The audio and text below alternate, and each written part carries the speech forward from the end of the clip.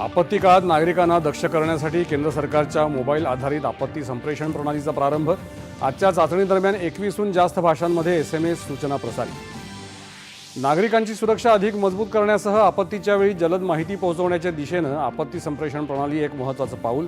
केंद्रीय दूरसंचार मंत्री ज्योतिरादित्य सिंधिया। पुण्यातल्या भोर परिसरामध्ये बालिकेवर अत्याचार करून तिची निर्घृणपणे हत्या केल्याप्रकरणी आरोपीला अटक। पोक्सो आणि इतर कलमांतर्गत गुन्हा दाखल। आरोपीला 7 मे पर्यंत पोलीस कोठडी।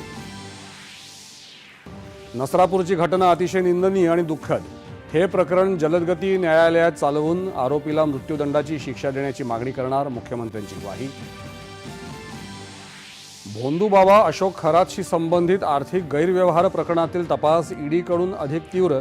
खरातची कोठडी मिळवण्यासाठी ईडी PMLA न्यायालयात जाणार।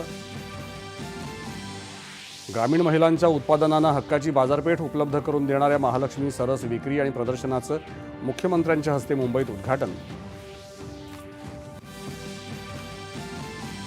अधिकाधिक नागरिकांनी स्वगणना पूर्ण करण्यासाठी सक्रिय सहभाग नोंदवून आपलं राष्ट्रीय कर्तव्य पार पाडावं।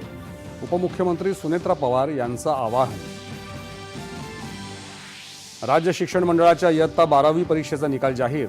89.79% विद्यार्थी उत्तीर्ण। कोकण विभागाचा सर्वाधिक निकाल, यंदाही मुलींची बाजी। पश्चिम बंगालमध्ये मतमोजणीसाठी निरीक्षक म्हणून केंद्र सरकारचे कर्मचारी नियुक्त करण्याच्या निवडणूक आयोगाच्या आदेशात हस्तक्षेप करायला सर्वोच्च न्यायालयाचा नकार।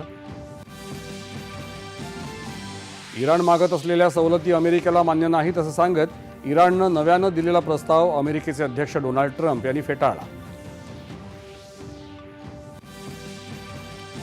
पश्चिम आशियातील शस्त्रसंधी धोक्यात आणू शकणाऱ्या कृती टाळण्याचं संयुक्त राष्ट्रांचे सरचिटणीस अँटोनियो ग्युटेरस यांचं संबंधित देशांना आवाहन।